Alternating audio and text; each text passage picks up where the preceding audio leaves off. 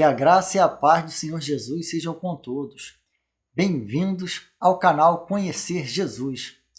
Hoje iremos realizar mais um estudo bíblico e o tema será o que fazer da cruz de Cristo. Estamos na semana da Paixão de Cristo e é uma ocasião muito importante para que nós possamos estudar um tema que é muito relevante para as nossas vidas, porque nós não podemos viver aqui nesta terra ignorando o ato de demonstração de Deus, o Criador, e de Jesus, o Deus Filho, que veio à terra, se entregou por amor a nós ali naquela cruz. E esta atitude de Deus, por amor a nós, não pode ser ignorada.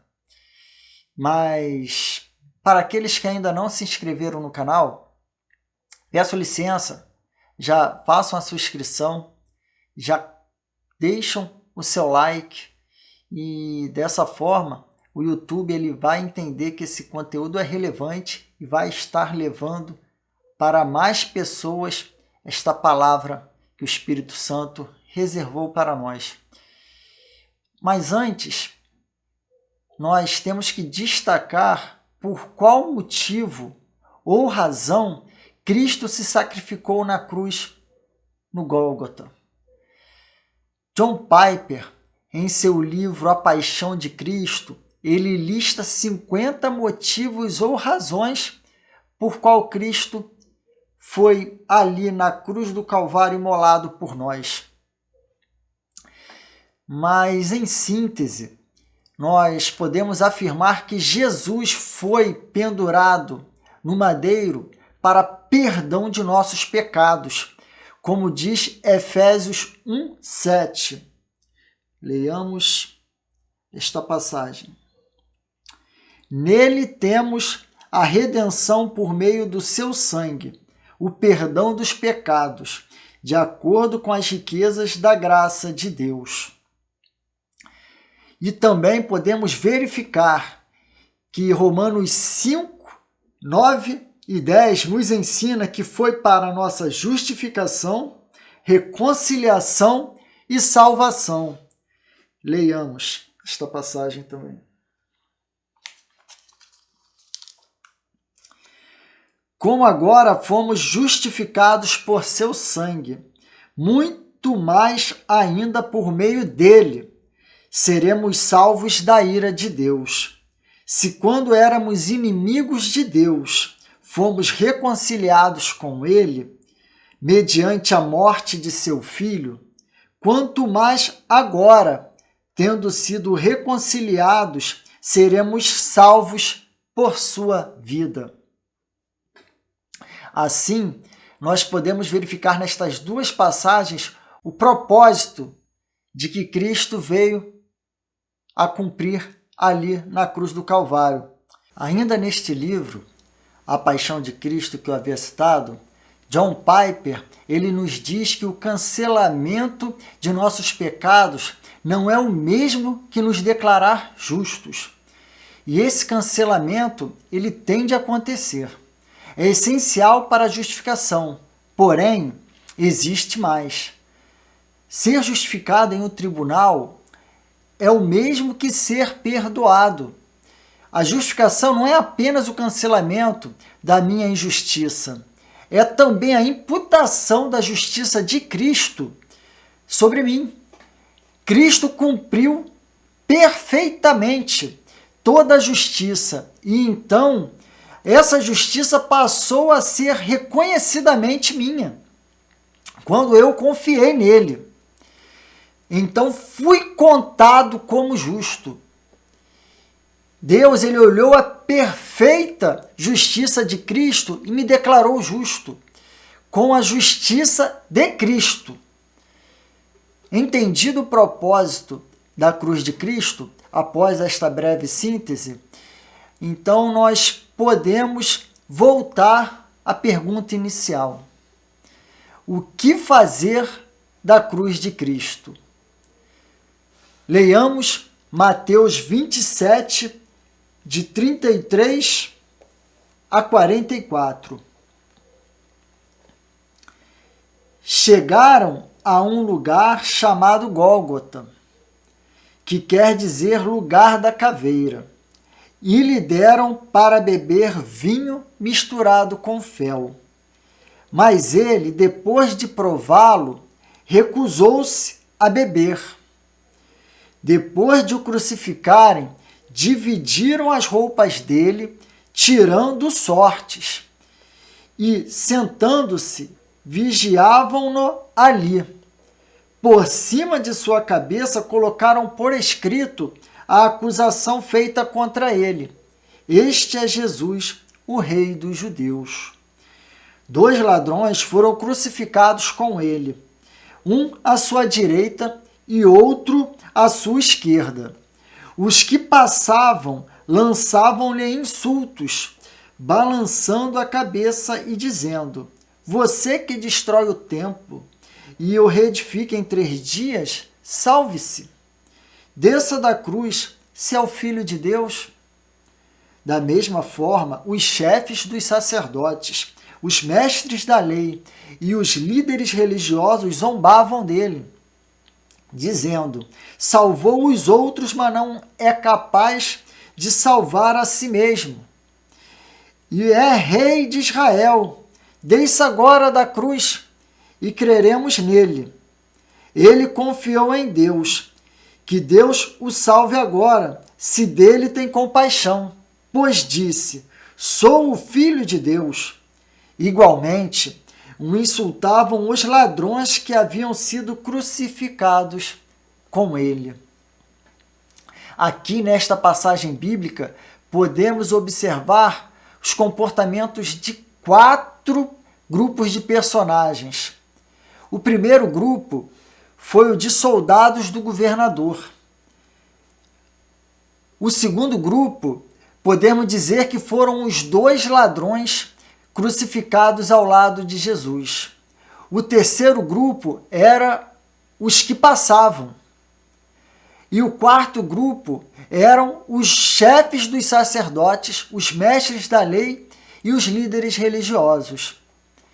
A palavra de Deus, ela aqui é tão abrangente naquilo que procura nos ensinar, que podemos ter a certeza de que depois de mais de 2000 anos passados, nós ainda conseguimos achar identificação com alguns desses 4 grupos citados ou seus personagens.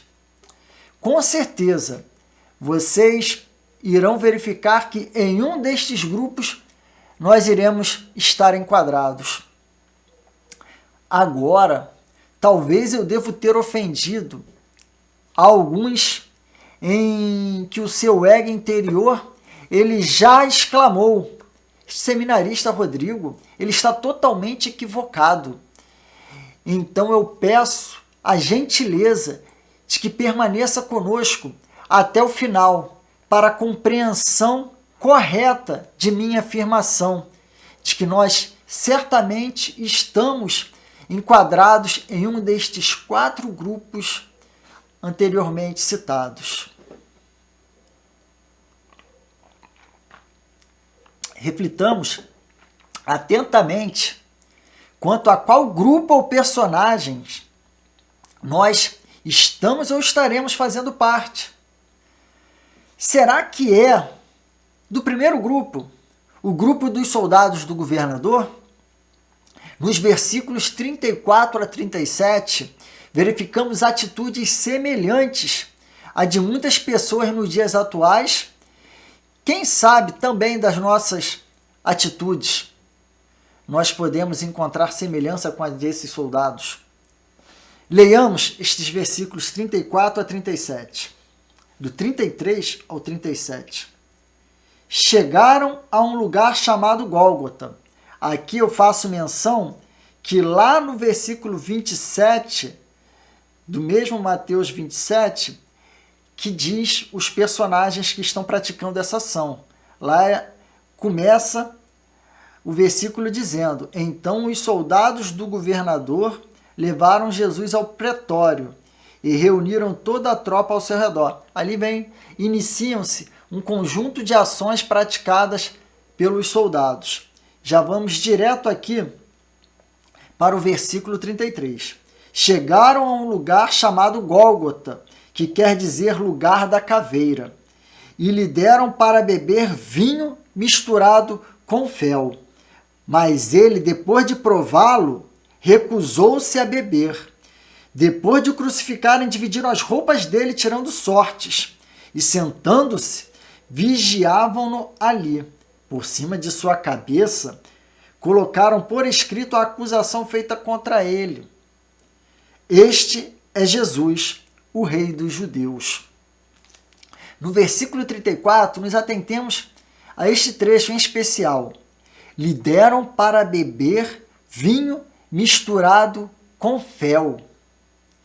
Reflita e pergunte-se sobre se você tem oferecido a Jesus seu culto, mas acompanhado com fel, como críticas ao pastor, fofocas, falsa adoração sem fé. Tem entregue seus dízimos e ofertas acompanhados de fel, que é o pesar, a falta de alegria neste ato que deveria ser de adoração. Temos outro comportamento no versículo 35. Vejamos esse trecho, tirando sortes. Pois da mesma forma que os soldados, eles tiravam sortes, você pode também estar buscando a Jesus para obter benefícios materiais, imaginando receber sempre uma bênção em troca de seu culto. Já no versículo 37, observe. Por cima de sua cabeça, colocaram por escrito a acusação feita contra ele. Este é Jesus, o Rei dos Judeus. Quantos de nós temos chamado Jesus de Rei, mas apenas da boca para fora? Em nossas vidas, o que tem reinado é Roma, com os prazeres e os deleites do mundo, com as suas vaidades, com tudo que tem a nos oferecer, e nos encontramos, na verdade, com a nossa vida prostrada diante disso, mas não de Jesus. Pois nossas atitudes não são daquele que tem por rei a Jesus. E fica claro, quando aqui os soldados colocam esses dizeres, este é Jesus, o Rei dos Judeus, eles não estavam o glorificando. Ali eles estavam zombando de Jesus.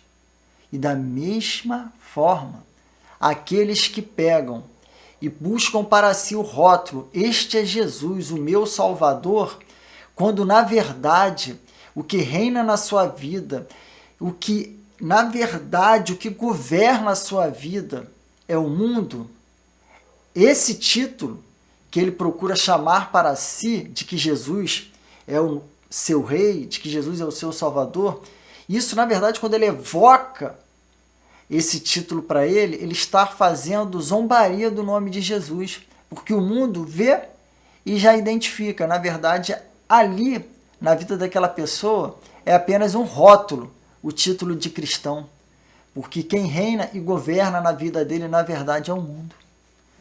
É mais uma forma de zombaria semelhante à dos soldados. Assim, por um acaso, depois de nós descrevermos os comportamentos do grupo de soldados, você conseguiu se identificar ou nos identificamos com algum desses comportamentos dos soldados do governador? Mas vamos a outro grupo, que são dos dois ladrões que foram crucificados ao lado de Cristo.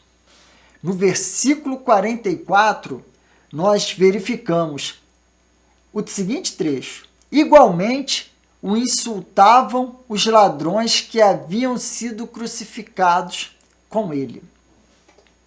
Que verifica-se um comportamento mais típico para o grupo de pessoas que hoje em dia querem ofender a Cristo de todas as formas.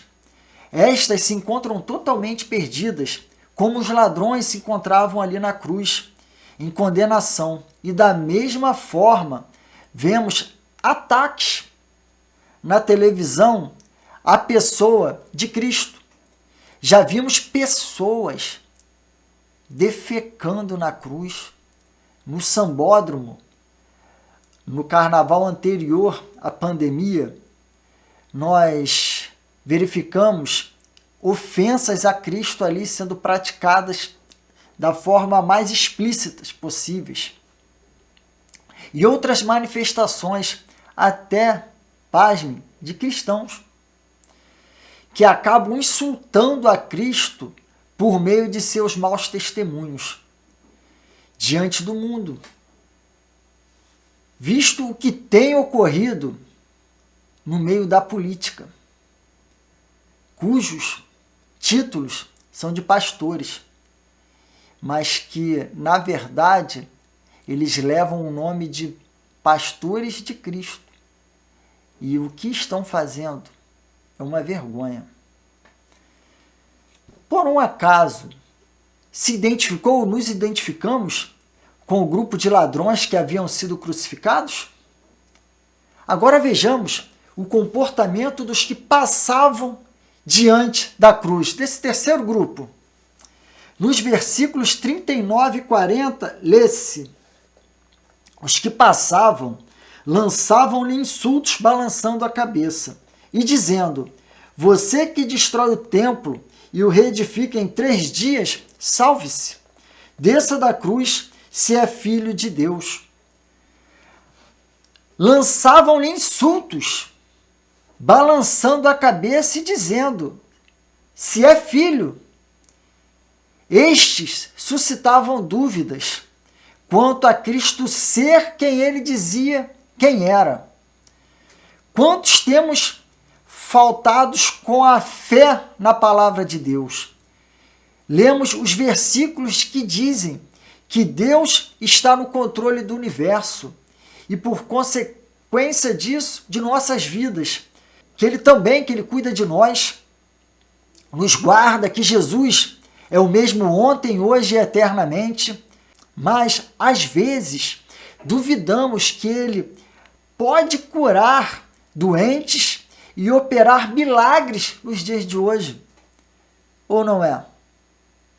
Ficamos ansiosos buscando soluções para os nossos problemas, ao invés de descansarmos nas promessas e na palavra de Deus.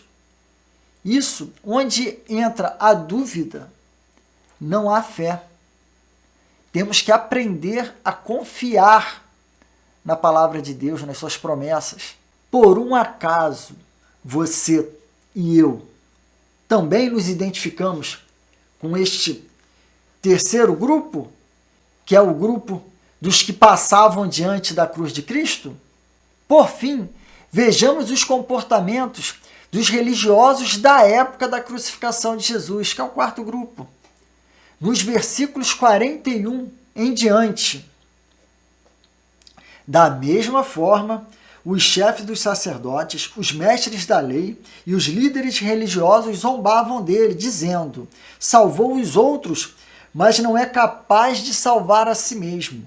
É o rei de Israel. Desça agora da cruz e creremos nele. Ele confiou em Deus, que Deus o salve agora.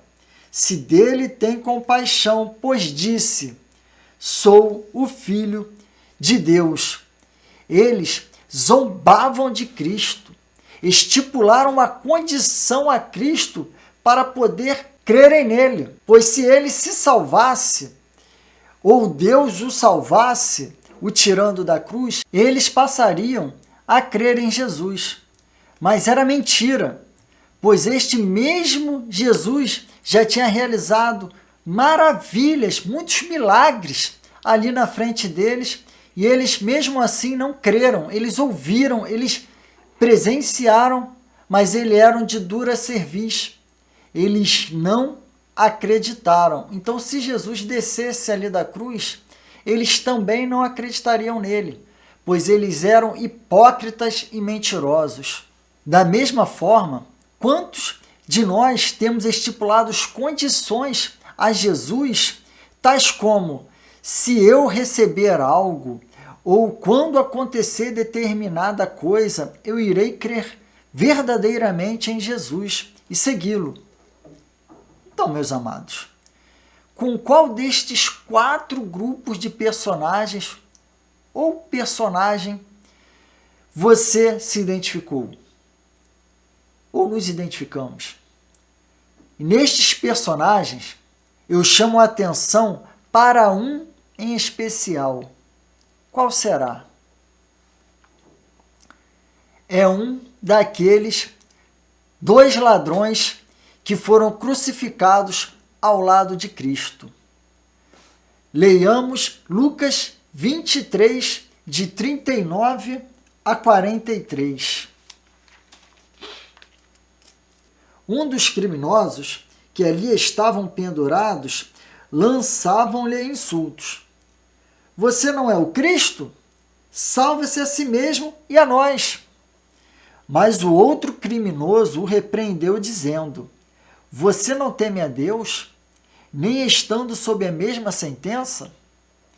Nós estamos sendo punidos com justiça, porque estamos recebendo o que os nossos atos merecem. Mas este homem não cometeu nenhum mal. Então ele disse: Jesus, lembra-te de mim quando entrares no teu reino. Jesus lhe respondeu: Eu lhe garanto, hoje você estará comigo no paraíso. Concluindo, meus amados, tenhamos nossa identificação com o comportamento e ato de humildade do criminoso ao lado de Cristo, criminoso arrependido, e que foi salvo por Cristo, pois após a sua experiência pessoal com o único que lhe poderia salvar, ele estipula para nós um tipo de comportamento que é um comportamento que é semelhante ao que nós deveríamos ter e que devemos ter. Comparativamente à condição daquele criminoso na cruz, nós também somos incapazes de cumprir a lei de Deus em sua integralidade, assim como ele não conseguiu cumprir a lei dos homens e foi ali pendurado e condenado à morte. Então precisamos reconhecer esta nossa condição de pecadores, de infratores diante de Deus, desde o jardim do Éden, e que nossos atos merecem também condenação, para que, então, arrependidos, reconheçamos por meio de nossa fé em Cristo que precisamos de Jesus para podermos ser salvos, justificados de nossa condenação anterior e perdoados de todos os nossos pecados. E, como ladrão da cruz ao lado de Jesus, seremos salvos e teremos acesso ao reino de Deus com a garantia do próprio Jesus. Assim, diante da cruz de Cristo, reconheça o sacrifício de seu único Filho realizado por Deus ali na cruz do Gólgota. Diante da cruz de Cristo, é esse o comportamento que devemos ter. Reconhecer este ato de amor, nos arrependendo de todos os nossos pecados e recebendo a Cristo como Senhor de nossas vidas. Pois o que Jesus fez ali na cruz do Gólgota, por mim e por você, não pode e não deve ser ignorado. Diante da cruz de Cristo, o que fazer? Pense e tome a atitude mais importante da sua vida agora.